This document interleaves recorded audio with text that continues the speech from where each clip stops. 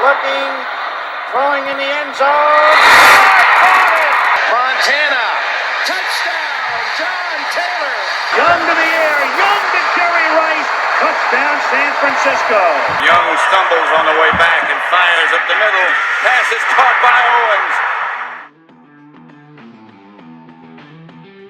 Hello and welcome to the 49ers Plus podcast. I'm your host, Al Moriello, and this is your source for the most objective 49ers discussion and analysis, plus timely and entertaining sports and pop culture topics. And today, we're going to be leading into our discussion and analysis of the Super Bowl between the 49ers and the Chiefs. We're going to be starting off talking about Pro Football Focus ratings for certain 49er players, snap counts from the NFC Championship game, McCaffrey's touchdown streak, what Jed York had to say about the McCaffrey trade, and Kyle Shanahan's opinion very early on of Brock Purdy, how Nick Bosa in the post-game locker room was wowed by Brock Purdy, and the kind words he had for him and to him, why Brock's mobility has been a big factor this playoffs and hopefully will continue into the Super Bowl.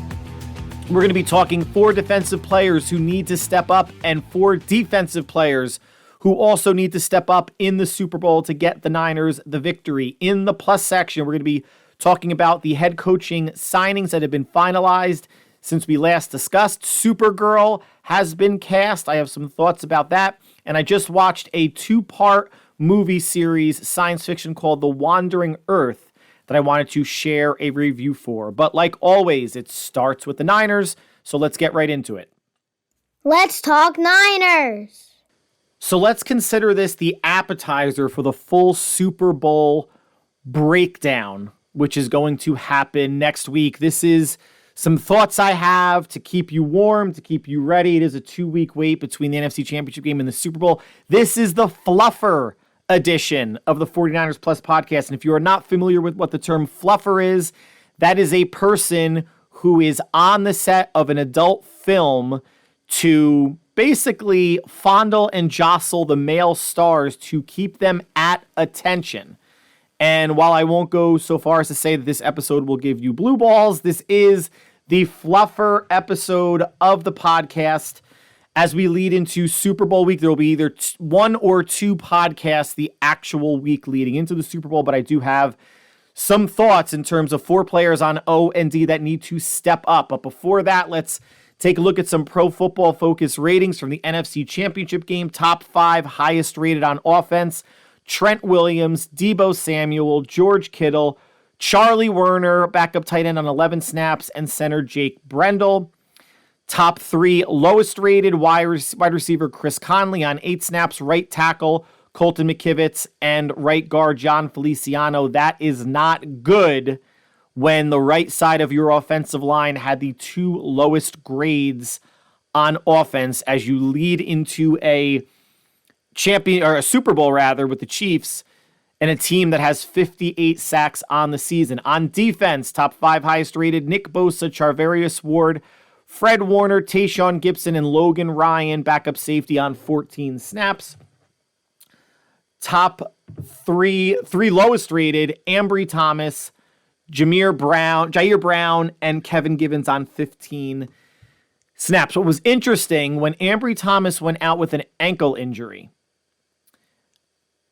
Diamador Lenore moved outside to take his spot, and instead of Isaiah Oliver, who started the season as the nickel, to come in and play nickel again, they went with Logan Ryan, who, early 30s, has a lot of NFL experience, but hasn't been with the team all that long. Again, this is this trust and leaning on veterans that both Shanahan and I guess Steve Wilks has more of a comfort zone in. And we're gonna be talking about Ambry Thomas a little bit later in the podcast. But an interesting development, and we'll see if this is something that, should Lenore have to shift outside, if Logan Ryan would be the first man up to man the slot. In terms of snap counts, 66 total snaps on offense. Kittle played all but 2. McCaffrey in for 60. Juszczyk in for 40. And Juwan Jennings, who had that big grab, one-handed over the middle, 28 snaps. On defense, 72 total snaps. Charvarius Ward, Diamador Lenore, Fred Warner, Dre Greenlaw, Jair Brown, And Tayshaun Gibson played all 72.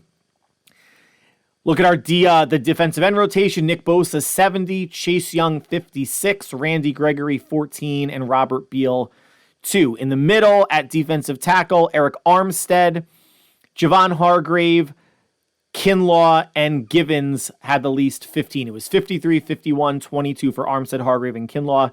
Givens with 15. I can see that rotation remaining what it is. Again, it's the last game of the season. Super Bowl is no longer a marathon. It's a sprint. If you want to run McCaffrey into the ground, go ahead. If you want to run Bosa into the ground, go ahead. But the defensive ends are going to need to step up. It can't just be Bosa. The Niners only have 2 sacks in 2 playoff games, and both of them were by Nick Bosa. We're going to be talking about the defensive end spot a little bit later. Christian McCaffrey extended his playoff game touchdown streak to 5. So every playoff game he's been in with the 49ers, 3 last year, 2 this year, 5 straight touchdowns, a 49er record. The players behind him with 4 touchdowns in 4 touchdown straight games, Frank Gore, Jerry Rice, John Taylor, and Freddie Solomon. So some pretty good company to be in and to exceed. And hopefully he can make it 6 straight and hopefully multiple touchdowns against the Kansas City Chiefs. Now, read an interesting article. A couple things came out of it. Things said by owner Jed York regarding the Christian McCaffrey trade. And at the time, ESPN had it graded as a C-. Other sports outlets did not think too highly of the trade, and that the 49ers gave up too much to get McCaffrey. And it was interesting to read that Kyle Shanahan wasn't actually the one pushing for the trade. He was actually the one that was leery of the amount of draft compensation given up. And this is the story as retold by Jed York. Quote, Kyle thought it was a lot to give up for a running back. And I think John Lynch, thought it was just the right amount to give up for Christian. And I remember that very vividly, where it's like, look, it's not a pass rusher. It's not a quarterback, but it's a good player. But do we want to give up that much? And collectively it was, well, do you really want him to go to the LA Rams? This is where we were at. And that came out too at the time, that the Rams were in the bidding. How much more the Rams offered, I don't think really ever came to light. McCaffrey has made a huge impact for this team. And I don't think they probably could have given Carolina another pick to make it a bit more even. This is someone that had a huge impact last year, obviously coming over mid-season. Or actually not even mid-season, late season. And then what he's done this year, putting together by all accounts, an offensive player of the year season. One of, if not the most important player on offense outside of the quarterback. And just interesting to me that it wasn't Shanahan pushing for it, since Shanahan is such a running back centric coach. And you would figure it would be him. He was looking for that piece. Tried it with Jerick McKinnon.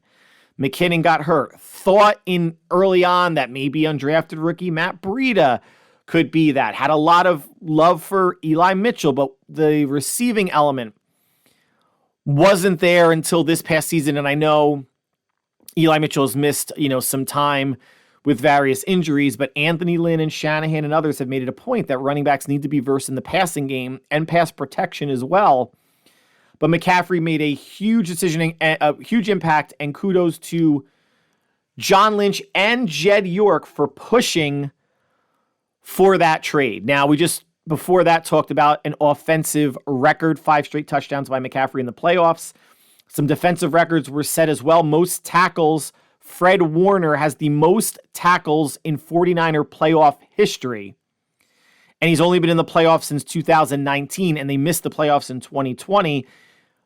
The amount of success the 49ers have had, you would think maybe there would be somebody else, but it's Warner at 84, Navarro Bowman at 78, Ken Norton Jr., 73, Patrick Willis, 71, and Dre Greenlaw, obviously still with the team at 69. Sacks, Nick Bosa, again, with the team since 2019, at least in the playoffs, and drafted in 2019, 10 sacks, the most in 49ers history. Behind him, Charles Haley with 7.5, and Eric Armstead with 7. Now that goes to show, obviously, the number of playoff games the 49ers have played in 2019, 2021, 2022, 2023. That would add to it, but you also have to perform as well. And as I mentioned earlier, Bosa is the only player on the Niners this postseason to record a sack, and he has 2 sacks in 2 games for this quote-unquote vaunted pass rush. Will not cut it going up against the reigning champs and the reigning league MVP in Patrick Mahomes. Now, the post-game celebration in the locker room caught a really interesting moment between Nick Bosa and Brock Purdy. And the 49ers as a team have been unwavering in their support of Brock Purdy. And when you listen to pundits and talking heads and people that need clicks and need you to watch their program, I've heard quite often to say that, well, if Brock Purdy was the guy or if he was really that good, why are teammates coming out to defend him so much? And the easy answer to this morons, plural, and there's a lot of you out there, no one that listens to this podcast because you guys are all smart, it's because they're being asked. What do you want them to, do you want them to just say, I'm not going to answer that question, plead the fifth, or no one's lying, but I don't think anyone is coming out there and proactively saying stuff until the Packer game and the championship game, because the players in the locker room are hearing the game manager, Purdy's not good stuff. So Fred Warner and others have come out and been saying, hey, best game manager on the planet. He really managed the heck out of that second half, huh? They're coming out and saying, because now they think it's a joke. How is a game manager or someone that's not that good enough, not that good or not good enough, how is he the front runner for the MVP for a couple weeks? How is he one of the 5 players in the NFL that is a finalist for league MVP? That does not happen because writers are the ones voting for it, and writers are objective. If you are actually putting pen to paper and doing research and writing articles, I hold your opinion in higher esteem than if you're just on a podcast, for sure, on TV, just yelling about stuff, wanting to create a hot take or a controversial opinion. Because chances are you have not watched probably half of Brock Purdy's games. I have. I'm sure a lot of other content creators and podcast hosts out there in 49er land have as well. But the talking heads out there that, Cam Newton saying that he's a game manager, he's not a game changer. Brock's got a better playoff record. The lasting image Cam Newton of you is not diving on a fumble during the Super Bowl against the Broncos, where you got totally dominated by that Broncos defense and nobody wants you anymore and you're not all that old. But getting back to what Bosa had to say, again, a camera just picked up this conversation. So Nick talking to Brock, quote, "Bro, the fact that you are doing this blows my mind. Did you think you'd be this good? How much confidence did you have? Because I was the second pick in the draft, and I lacked confidence at times." And Purdy didn't really answer that question. They just kind of slapped hands and hugged, and the clip ended. I'm sure, listen, the 3 games in a row, Cleveland, Minnesota, Cincinnati that they lost, I'm sure there was some doubt. Throwing 4 interceptions against the Ravens, I'm sure there's some doubt. In the moment, those games, right? The fifth loss was against the Rams. Backups played. He didn't play. It didn't really matter. It's how you respond, right? Like always, quarterbacks have to be like cornerbacks. You have to have a short memory. And Brock's game against the Ravens, while people will hold up saying, look, Brock Purdy could implode against the Chiefs. They have the number 2 overall defense, number 2 in points allowed, number 4 pass defense. He could implode. He could throw 4 picks because I saw it happen against the Ravens. Yes, but did you also see and remember that 3 of those interceptions were tipped in some capacity? The first one was a bad read, that pick to Kyle Hamilton in the end zone. So don't say that Brock could implode. He still only has 11 interceptions on the season to go along with 31 touchdowns. Has not thrown an interception in the playoffs. Oh, but he almost did. Darnell Savage on the Packers dropped it. Horseshoes and hand grenades, folks. If my aunt had a dick, she'd be my uncle. Almost doesn't count. So it was nice to see, a team leader, and Nick Bosa is a pretty soft-spoken guy, but a team leader to come out and he wasn't questioning Brock. He was in awe. And especially what Purdy did in that second half. And the team as a whole. It wasn't the Brock Purdy show. The defense pitched a shutout until there was, a minute left in the game? 55 seconds, whatever it was, when the Lions scored. But what was special to see was Brock's mobility. Brock picking up 3 big runs, 2 which were more than 20 yards, a big run on the final drive against the Packers in the divisional round.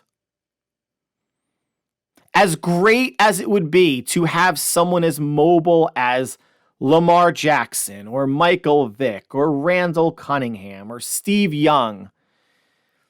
And, Steve Young is the only one that could run like that and still lead the league in passer rating. Lamar's not going to do that. Vic never did it. Josh Allen's not going to do it. Young was the blend of brains, football IQ, intelligence, and mobility. And the mobility was always there. He had to learn how to play in the pocket, not bail after his first read or second read wasn't there. And obviously it came together, early 90s, won 2 MVPs, 94 Super Bowl, got back there, got back to an NFC Championship game. Was it in 97 or 98 when they lost to the Packers? Brock's mobility, and second year, he hasn't played 2 full years yet. If you're going to crown CJ Stroud, then you might as well double crown, triple crown, and give him his own continent to rule for what Purdy's done in not quite 2 full years. But that's what I want, right? I want a quarterback who can read, process, and throw, who can also move, who can feel pressure, sidestep pressure, step up in the pocket, and get out when he needs to. Also known, guys, as the opposite of Trey Lance. Lance was still an athlete who was learning to read defenses and throw the ball. And that's why Kyle Shanahan called as many runs for him as he did whenever he was thrust into the starting position. And this is part of Brock's game that he probably doesn't want to lean on. You could see that he's a bit slippery. Most of the time when he's breaking the pocket, he's buying time for his receivers to get open, a la that getting out of the sack, scrambling to his left, and throwing that pretty pass to Kyle Juszczyk on the left sideline that Juszczyk made even a prettier catch, getting both feet down, diving out of bounds. But his mobility could be something that elevates him even further in the Super Bowl and in years to come. Remember, too, Kyle Shanahan's offense is notorious, and Matt Ryan has said it. You need 2 years to learn it. This is Brock's second year. He didn't even have a full first year. How much better is he going to be operating this offense next year when he has actually a second full off season? Actually, a full off season because he was given off days coming back from the UCL elbow surgery. Brock is the guy. Brock is a franchise quarterback. People get uncomfortable with these words unless people use it or use comparisons to disparage someone like Brock or a Tua or other quarterbacks that they don't feel like is a franchise quarterback. Brock is going to get paid. Baker Mayfield, I just read, might get $40 million a year. You could say whatever you want about Baker Mayfield. He's never going to be a top 5 completion percentage, QBR, never going to lead the league in touchdowns. He's got a good arm, not really that mobile. He's not going to be an MVP candidate.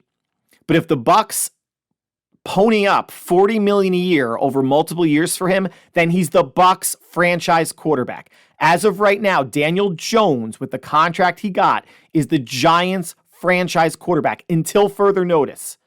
And Brock Purdy hasn't gotten the bag yet, but right now he is the 49ers franchise quarterback. And Kyle had a sense for what Brock brought to the table early on. And again, this is from Jed York on a discussion he had with Kyle Shanahan in the 2022 offseason. It was either OTAs or training camp.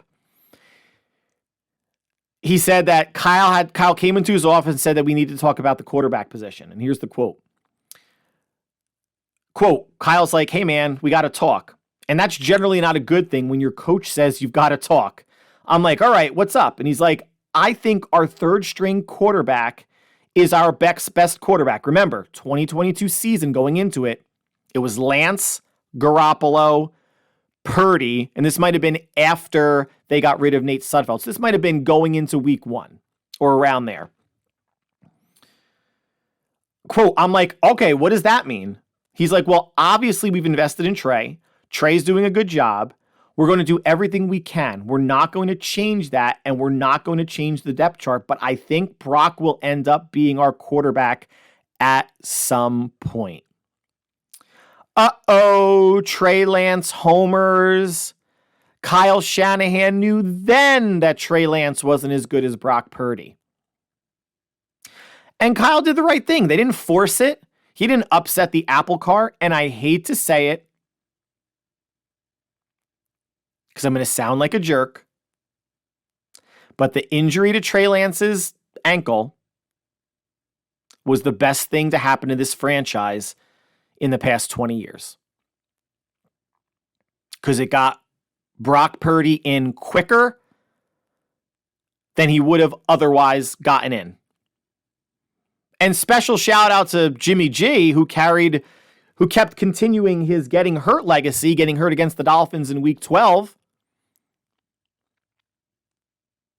And then Brock Purdy comes in. Because who knows what happens, right? Say Lance starts and he's good or slightly above average, but the Niners just don't take that next step, and maybe they don't get to the NFC Championship game with him. And maybe they don't get there with Garoppolo. But they got there with Purdy, and they got to the Super Bowl year 2 with Purdy. Much like, I mean, it was technically actually year 3, but it was year 2 starting with Garoppolo that they went to the Super Bowl. Remember, he was traded Halloween 2017, played the last 5 games. 2018 missed 14 games with a torn ACL that they sustained at the Chiefs. This Niner team just can't get away from bad stuff happening against the Chiefs. 2019, he was healthy. The only season he was fully healthy. They make it to the Super Bowl. Brock Purdy, quarterback, fully healthy, make it to the Super Bowl. But Kyle knew then. Had a suspicion. You should never say knew. Had an idea that Brock could be better than Lance and Garoppolo, and he was right. Injury update, as of this week, if there would have been practice, and I think there was, some practice, Ambry Thomas, cornerback, was held out.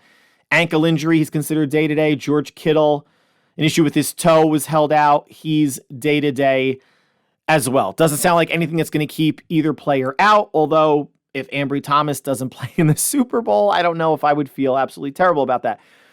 The spread, I'm sure you're aware, the line opened up at Niners favored by 2. It went down to 1.5. I think it's back to around 2 now. The over-under is 47.5. I'm not sure how I feel about this. You're playing the defending champs. You're playing the reigning league MVP. Granted, this is a different team a different Chiefs team than it was last year. Different receivers. Not as explosive offensively. They can run the ball a little bit better. They're not a great running team by any means. And 80 to 85% of people out there picking, at least in the media, what I've seen, are picking the Chiefs. And I'm okay with that. I'm not going to make my pick until next week's podcast. It's either going to be Monday or Thursday. If I only do one podcast, the podcast will probably be Tuesday. So I'm not going to make my pick yet. And you can never have like an even line. Vegas is going to have to give points to somebody. The Niners 2-point favorite. It's almost like they're begging you to take the Chiefs. But if Vegas is begging you to take the Chiefs, then they really believe in San Francisco, right? Like that would be the mentality. Still feels weird. I would have less of a problem the Chiefs being favored than San Francisco. if nothing else, right, being an underdog gives the Chiefs were an underdog all postseason. Well, they were favored against the Dolphins. I mean, the Dolphins were never going to win that game in Arctic temperatures. Let's be serious. They were an underdog at the Bills, an underdog at the Ravens. Won both games, both by one score. 3 over the Bills, 7 over the Ravens. We'll see what the line moves to next week, next podcast. But the Chiefs can play the woe is us underdog card. And I don't think the Chiefs need really any more motivation, although for San Francisco, they have enough motivation. They've been wanting to get back here since 2019. The Chiefs were the team that took the ring away from them. They were 6.5 minutes from a Super Bowl, up 10.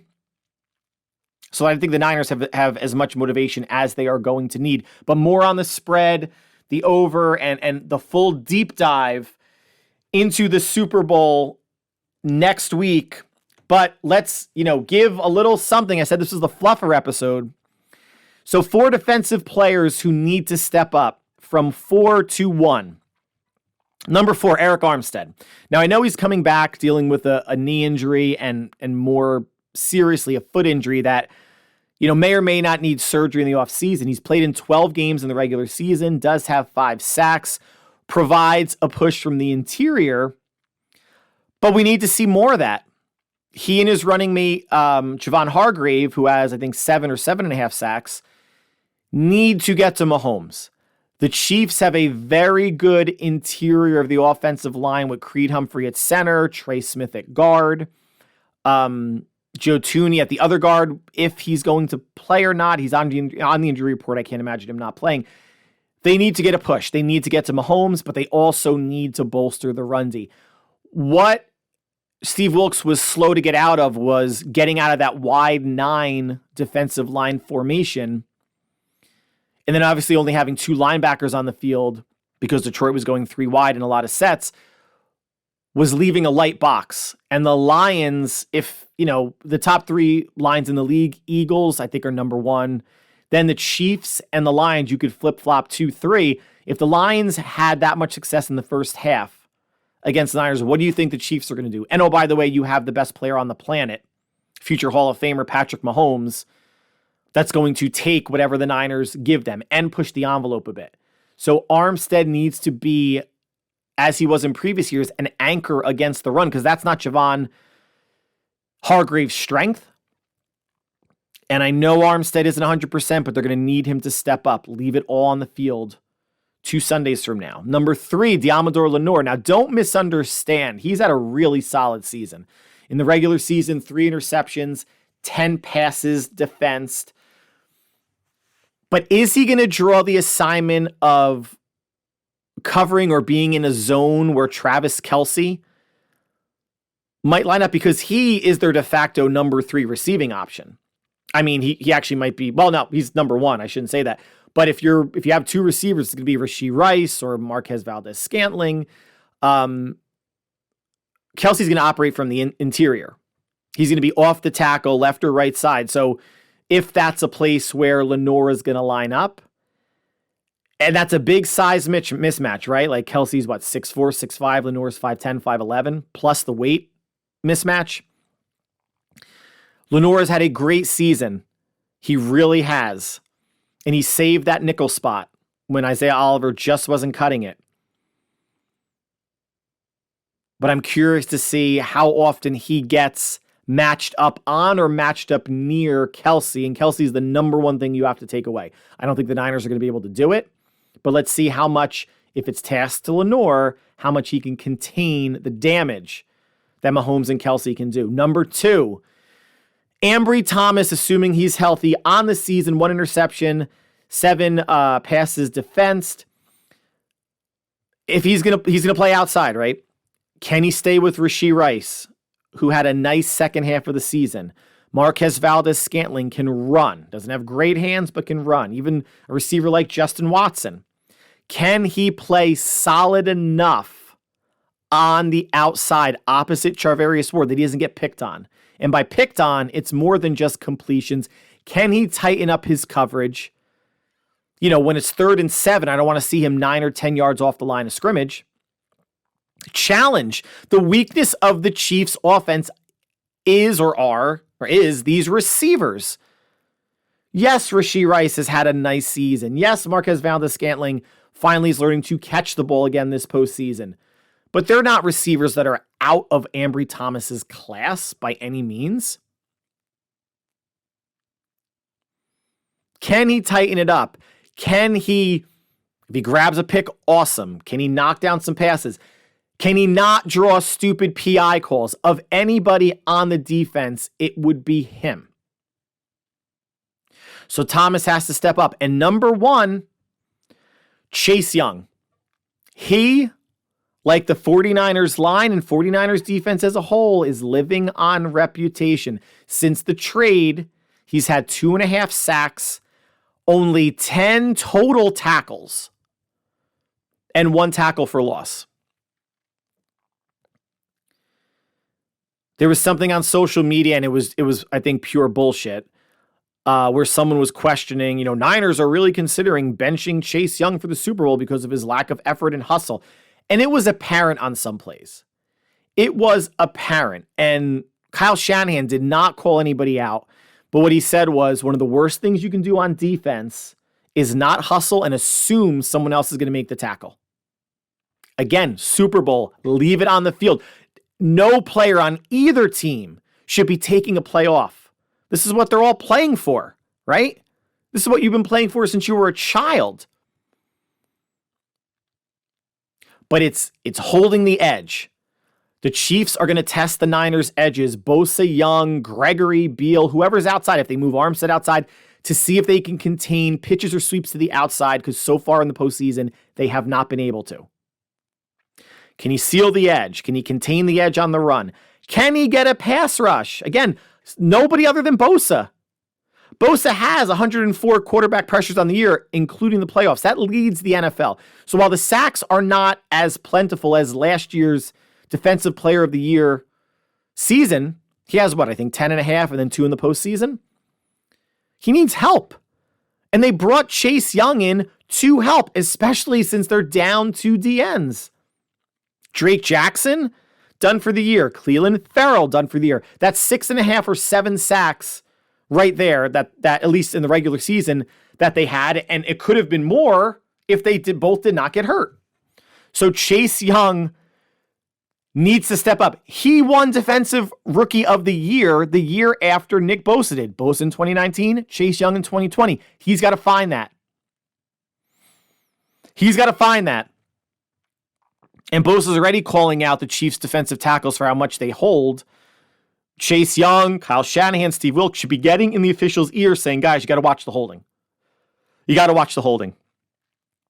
But Young's got to get there. The pressure's got to get there from everybody. Bosa, Armstead, Hargrave, Beal, Kinlaw, Givens, Gregory, Sebastian Joseph Day, but especially Chase Young. You're going to get one-on-ones. Yeah, they can't chip. You could chip both sides theoretically, but they're generally not going to. So if Bosa's going to get chipped, you got to get there, Chase. And 4 offensive players who need to step up. Number 4 might be a surprise. Brandon Ayuk. Yes, he went over 1,340 yards in the regular season, 7 touchdowns. The playoffs, 2 games, 6 receptions for 100 yards, and 1 touchdown. Now, what I mean by stepping up is McCaffrey and Debo are going to eat. They're going to get fed. McCaffrey's going to have 25-plus touches this game. Debo's going to get the ball on handoffs, on wide receiver screens, in the pass game. He's going to have at least 5 receptions. I would say at least 6 or 7 receptions. And Kittle, I think Shanahan has to treat Kittle the way Andy Reid treats Travis Kelce, and just dial up more plays for him to get open. Just dial it up. Those 3 are going to be fed. Ayuk, granted he had 1,342 receiving yards. He had only 75 receptions. That's still really good. But he needs to eat as well. For them to win this game, I think McCaffrey, Debo, Kittle, and Ayuk all need at least 6 receptions. At least. And then obviously whatever McCaffrey does on the ground. Ayuk has maybe the best hands. He's the best route runner. He can beat one-on-ones consistently, route-wise, more than anybody else. And I'm not sure what the Chiefs are going to be playing. I'll do a little bit more research into that in the coming days to see how Spagnuolo's, potentially going to dial it up against this Niner team. But Ayuk could disappear for stretches, and whether that's plays are being called for McCaffrey or Kittle or Debo, Ayuk is their number one receiver. Ayuk had the most receptions, most receiving yards, tied for the most touchdowns on the team receiving. He's got to push the envelope. He's got to work to get open. And Purdy has a good connection with Ayuk. Don't go away from him. We saw last week in the championship game, he can make the contested catch. A little bit of luck too, bouncing off the Lion defender's face mask. Ayuk needs to go over 100 yards. Number 3, center Jake Brendel. He's going to be one setting the protections. The Chiefs have, I think, 58 sacks on the season. It's a lot of sacks. Top 5. Might even be top 3 in terms of the NFL. He's got to help, along with Aaron Banks and John Feliciano, keep Chris Jones off of Brock Purdy all game, but especially in the second half. Needs to hold his ground. Chris Jones and others on the inside they're big, strong defenders, and they're part of the core of the number 2 defense that the Chiefs are going to bring to the Super Bowl. Brendel has got to help keep the interior of that pocket clean. Number 2, Colton McKivitz at right tackle. He was one of the lowest rated players in the NFC Championship game. That cannot happen again. Now, Chiefs defensive end George Karlaftis is tied with Chris Jones for a team-high 10.5 sacks. I'm not sure if Spagnuolo is going to line him, how much he's going to line him up over Trent Williams. I would line him up over Colton McKivitz more, and if that's the case, McKivitz may have his hands full. And this is a Chiefs team that is without Charles Omenihu, formerly of the 49ers, who tore his ACL in the playoffs. So I don't know if it was the divisional round or the AFC Championship game. He had, the second most sacks on the team, 7. So it's one less pass rusher the Niners have to worry about. But McKivitz and Feliciano on that right side have to hold up, but especially McKivitz coming off of the edge, passing off a D-end inside if someone's going to come on a linebacker or a nickel blitz. You're not worried about a Trent Williams, obviously, on the left. You're worried about McKivitz on the right. And number 1, Brock Purdy. Not because I don't have any faith in him. Far from it. But the Chiefs do have the number 2 total defense. They have the number 2 defense in points allowed. The number 4 pass defense. Purdy has to play confidently.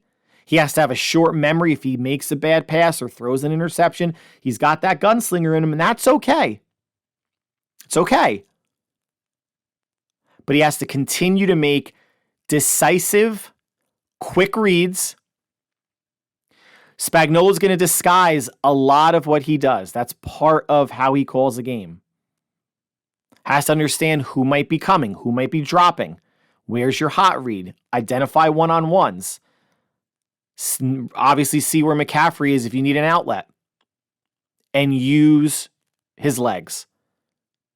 The Chiefs are going to get pressure on Purdy. Sometimes it's okay to take a sack.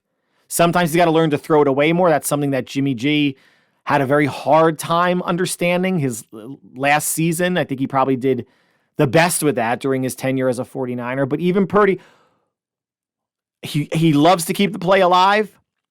Don't force anything. And if it's not there, take off. Make the Chiefs respect the run. They're not going to respect it like Lamar Jackson, like they did in the AFC Championship game. They were sending people at Jackson. They were forcing him to beat the Chiefs with his arm, and they couldn't. And he got some help. Zay Flowers fumbling. Jackson threw a terrible interception to triple coverage in the end zone. But give Spagnuolo, the D-line, and the linebackers one more thing to think about. Right? One more thing to think about. That concludes the 49ers section of the podcast. Stick around. The plus section, we're going to be talking about head coaching, signings and hirings, Supergirl being cast, and the sci-fi movie series, The Wandering Earth. Stay right here. It's plus time.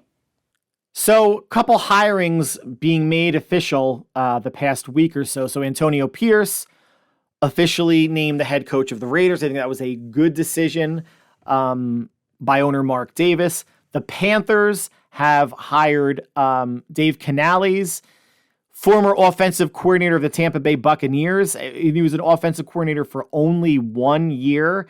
And from what I heard, the owner's wife was impressed by Dave Canales as well. Now, Dave Canales is a good-looking guy. I don't know if she was impressed by his looks or what he had to say about building the team, the culture, being a leader of men. But he did turn the Buccaneers offense around a bit, still could not run the ball, got a very good season out of Baker Mayfield. And they're hoping, Panthers management hoping, that he can unlock Bryce Young and a little bit more offensive consistency. The Titans have hired Brian Callahan, the Cincinnati Bengals former offensive coordinator, to provide a little bit more juice for an offense that's going to have Will Levis at receiver. I'm sure not going to have Will Levis at quarterback, not going to have DeAndre Hopkins at receiver anymore, and will not have Derrick Henry at running back. So hopefully Callahan can work some magic with a team in a franchise that's just very blah to me. Raheem Morris was hired by the Falcons. So even though Bill Belichick interviewed twice, and for Bill Belichick to interview anywhere twice, unless the first one's a Zoom and the second one's in person, it's Bill Belichick, guys. But Raheem Morris is there. We'll see if he can turn that offense around and add a little bit more punch to the defense. Most recently, Mike McDonald, Ravens defensive coordinator, was hired by the Seahawks to run that team. He's going to bring that Ravens scheme to Seattle, but then very quickly realize that he doesn't have the same personnel. We'll see what the Seahawks do in the draft and free agency to help supplement what could be a very good secondary, but their D-line and linebackers very much lacking outside of Bobby Wagner, who's on a 1-year deal, and he might not be back. And lastly, Dan Quinn, former Cowboys coordinator, is now the head coach of the Washington Commanders. That happened a couple days ago. This is akin to the last kid on the playground being picked for anything. Dan Quinn's been available for a while. Did they go after a Mike McDonald or a Callahan? Did they even interview a Vrabel or Pete Carroll or Bill Belichick? I'm not saying Dan Quinn is a bad hire. Dan Quinn made his bones on defense with the Seahawks, took the Falcons to a Super Bowl, and had a very resurgent defense with the Cowboys. You know, we have to factor into that too, how the Cowboys got absolutely lit up defensively by the Packers. I mean, one bad game is not going to make his career. But the Commanders had the chance to interview, to hire Dan Quinn a while ago. Before they could have hired him anytime after the Cowboys lost in the wild card round, 2 weeks ago, 2.5 weeks ago, almost 3 weeks ago. I think he's a good leader of men, and I think he could be a good head coach. But he was picked last, guys. Last kid on the playground. And if you want to say, well, he was picked over Belichick and Carroll, I think there's an ageism thing happening there with those two coaches. Mike Vrabel, I think, could have been a good hire for the Commanders as well. But, you know, Ron Rivera, Mike Vrabel, Dan Quinn, I don't want to say you're getting the same person because they have their own distinct philosophies about coaching. They are three people that are on the defensive side of the ball, but they all feel similar. And we'll see what Quinn can do with Washington. Now, Ben Johnson, the offensive coordinator of the Lions, was set to interview, I think, with Seattle and Washington, but backed out. He's coming back to Detroit as the offensive coordinator. And there was a report about a month or so ago that teams were balking at Ben Johnson's asking price, that he wanted more than $10 million a season for someone who's been a coordinator for only 2 years. There were some discussions that maybe he didn't interview that well. Some teams may feel like he wasn't, like, once he got into the interviews and understood what was going on, he backed out. And he's going back to Detroit, and it was announced, I think, by Adam Schefter, who obviously generally does a really good job. He did not ask Detroit for a pay raise, so it's not about money for Ben Johnson, it's about loyalty. No, he's the whipped puppy who's coming back home with his tail between his legs because he voluntarily withdrew his candidacy from 2 head coaching openings at the time, Seattle and Washington. You withdraw your candidacy. How would you go back to your previous employer and say, okay, I want more money? Like, it's either you work on your contract or you don't work at all. How about that, Ben Johnson? And maybe whatever advice people are giving you about how much you're worth, take a look at what Brian Callahan, Dave Canales, Antonio Pierce, D'Amico Ryans last year with the Texans, what they're getting per year. That's what you should be getting. And whatever it is, say it's $6 million a year. That's still a huge increase from what you're making as an OC for the Lions. And I get you want to maximize, every dollar every year of your contract. I get it. So would I. I think one of the stupid things is I think it was the Panthers that signed Canales to a 6-year deal. Why? Why would you? David Tepper, that's a great hire. He's going to be fired in 2025. And then David Tepper is going to be paying 4 years of David Canales' contract, unless there's some offset language where he would only have to pay the balance of whatever a new team would hire him as an offensive coordinator, quarterback coach, whatever it might be. Why would you hire a new head coach, someone new to being a head coach, for more than 3 or 4 years? There's no reason at all. Well, he's got another offer somewhere else. Okay, great. Go take your offer. Do you really think Dave Canales was, and I hope his first name is Dave because I keep saying that, but I hope Mr. Canales, do we really think he was being interviewed seriously by anybody else? Bucks offensive coordinator? Come on. Maybe because the Panthers saw them twice during the regular season that he drew David Tepper's eye, but someone new to being a head coach getting a 6-year deal. A 6-year deal is Jim Harbaugh. A 6-year deal is if John Harbaugh re-ups or Kyle Shanahan. An established name. A 6-year deal is not for Pete Carroll or Bill Belichick. They might not live out the contract.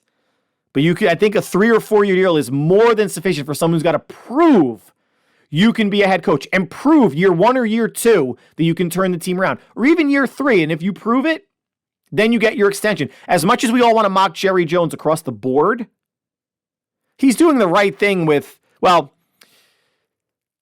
he's doing an interesting thing with, his head coach situation. He's letting his coach play out on the last year of the deal. He's not giving an extension. And same with, they're going to have to extend Dak Prescott because he's taking up, I think, $59 million in salary cap space. But if you're willing to have your head coach play out the last year, why not just fire him and hire Bill Belichick? Because Jerry Jones has come out and said that he could work with Bill Belichick. I don't know. So the head coaching carousel has stopped spinning for this year, but next year could be the Giants with Brian Daboll, could be the Cowboys, it could be the Eagles if Sirianni's gone. And those are those are 3 big-time teams, all in the NFC East for whatever that's worth. But at least they're places that Bill Belichick was a former coach of the Giants. The Eagles would be a win-now team. And so would the Cowboys, assuming he could actually work with Jerry Jones. So transitioning from football to movies. So James Gunn, who is overseeing the DC Cinematic Universe, has cast Millie Alcock as Supergirl. She famously played Princess Rhaenyra 2 years ago at this rate in House of the Dragon. She has shown that she can play royalty, and Cara Zor-El as Supergirl is not necessarily royalty, but someone who should come across as highbrow. The way that Christopher Reeves and everyone has played Henry Cavill have played Superman. There's an air about them, a confidence, a gravitas. And I think Millie Alcock can bring that. Now, she beat out actress Meg Donnelly, who, if you have kids like I do, you've watched, I'm sure, the Disney zombie movies. And Meg Donnelly was a bit more has more of a traditional attractiveness. She definitely fits the Disney blonde hair, blue eye, princessy type of a mold. Millie Alcock has maybe a bit of a different look to her. Attractive as well. But I wonder if James Gunn was going for maybe a little bit non-traditional in terms of the look. Not, given that, Kryptonians are aliens, because didn't he hire someone from England, someone British to play Superman in Superman Legacy. But what's interesting about this is, Millie Alcock was cast and there's no director on the project. And usually the director is the one that casts the talent. So they decided on Millie before bringing in a director. That's not, if you want to direct Supergirl and you want to put your name on or a stamp on the new DC cinematic universe, I don't think anyone's going to balk at interviewing or wanting to direct this movie because Supergirl has been cast already. I am just curious too, though, seeing her in House of the Dragon, and obviously just pictures online. She's not small. She's not a small woman. She's 5'5", taller than I thought, but she is thin. I don't want to say frail, but she is very thin. I wonder if they're going to ask her to maybe put on, I'm just throwing numbers out, I don't even know what it means to her body, but 5 to 7 pounds, have her work out, maybe be a little bit toner, more muscular. And not that, Supergirl is not Wonder Woman. She's not Amazonian. And in the comic books, Wonder Woman is much more muscular than how she was portrayed, in the films. But I think Millie Alcock can stand to beef up a little bit. But here's the interesting thing too, for Superman, for Supergirl. How do these beings get muscular? And it's not just so much as I'm just going to sit in the sun because I'm charged, I'm a solar battery that charges in the sun. You don't just stand out there and your pecs and your arms and legs, biceps, triceps, quads, everything just doesn't puff up because you're getting solar energy. You still have to work your muscles out. When you're as strong as Superman is, how does Clark Kent get the physique he did? What is he bench pressing trains? What exactly are you doing to test your muscles that much to work out? So saying it facetiously, Millie Alcock does not need to look like a lightweight female bodybuilder, but I don't think she could look like someone who could be knocked over by a stiff breeze as well. So lastly, movies again. Now these movies on demand streaming. So like many of you, I signed up for Peacock because of the Dolphins-Chiefs game. I still have, I think, another week's worth.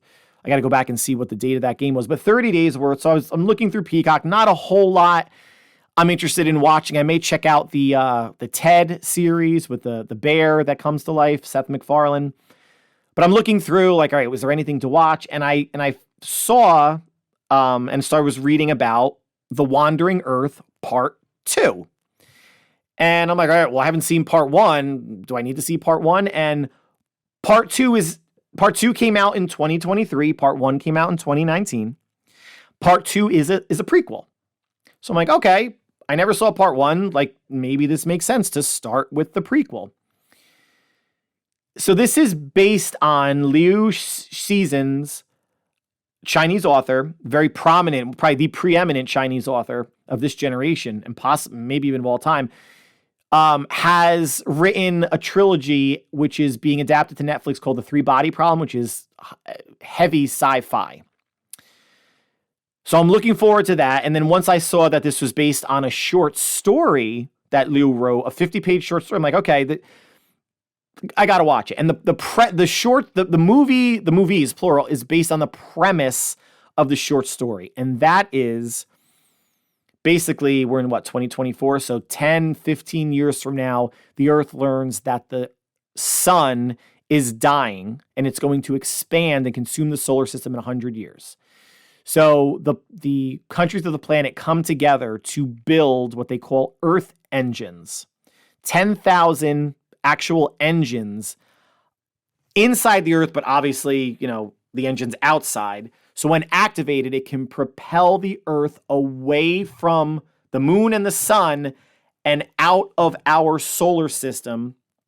And it will be a 2,500-year journey to join the neighboring solar system and become part of that sun's orbit and rotation. And this part 2 tells the story of how, not how the Earth engines were built, but how the Earth initiated its push out of our solar system. And I'm just going to go high points because there was so much that went on in this movie. This is a 3-hour movie, guys. This part 2 was 3 hours. It was longer than Avatar. It is dubbed in English, which is not necessarily an issue. I'm going to get into the issues momentarily, but I'll tell you kind of what the story is. So basically, the Earth is broken up into two groups. One person that wants to adopt this, what they originally call the Moving Mountains Project, and then that becomes retitled the Wandering Earth Project with the Earth engines and everything. And then there's half of the population that wants to do this digital life initiative, where basically everybody's consciousness is recorded and uploaded into computers so you can live or live forever virtually. Think of the Matrix, that sort of thing.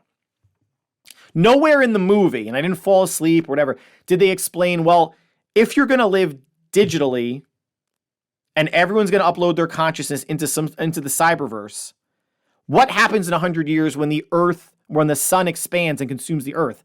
Then you die because there's no computers around if the Earth gets incinerated to have the processing power to have you live in the cyberverse forever. So that didn't make sense to me from the jump. But those people, the digital life people, are trying to sabotage the Wandering Earth initiative.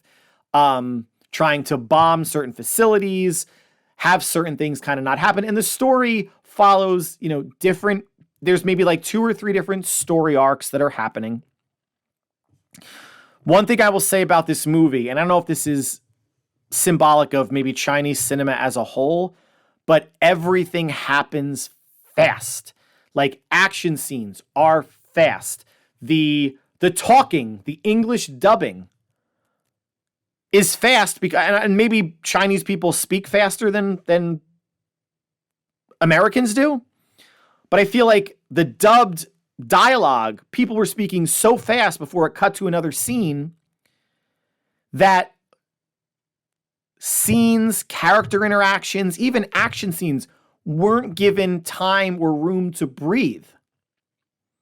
It was a non-stop assault of dialogue, just things, everything just happening too fast. And this is a 3-hour movie. Can you imagine if the dialogue and action scenes happened at a Western pace, at a Hollywood American pace? This would be a 3.5 or 4 hour movie. It still kept my attention, but it's very apparent how quickly things happen. And things happen so quickly that characters are launching into doing things immediately after them describing what they need to do. There's no build up to anything. There's no anticipation to anything. Sometimes characters didn't even explain what they needed to do, and they just started doing it. And while I'm a fan of the whole storytelling method of don't tell me, show me.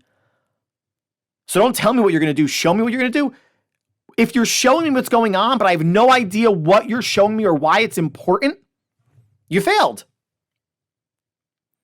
There was this big underwater scene where they had to restart the internet because the internet was offline, I think, because these digital life people were trying to sabotage it. So they had to go underwater to restart the internet off the coast of Beijing or somewhere there. And as they're underwater, well, they are underwater, but in a capsule, so water's not getting into them. So they're in like a submarine or station, on the ocean floor or whatever. Something happens, water starts coming into it.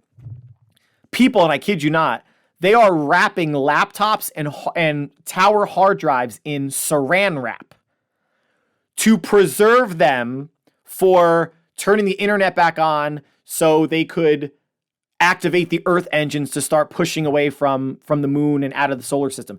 As if saran wrap was the cure for a computer to be underwater for a minute, 5, 10, just seeing them do that, and they didn't explain why. I knew why, but it was kind of dumb. And then they just had a really interesting sequence of they needed to, the moon broke away from its orbit of the Earth and started to fall toward the Earth. So it was going to crash into the Earth. So they had to destroy the moon they had to place, all of Earth's nuclear weapons and have them all go off so the moon would collapse in on itself. When that happened, asteroids rained down on Earth and very reminiscent of like the movie Armageddon. Once they split the big meteor that was coming toward the Earth. There are some fantastic visuals in this movie, especially the part 2 that came out more recently. Fantastic visuals. And the story was interesting. It was. Now, part 1 takes place 17 years after part 2, so the Earth, it's on its journey.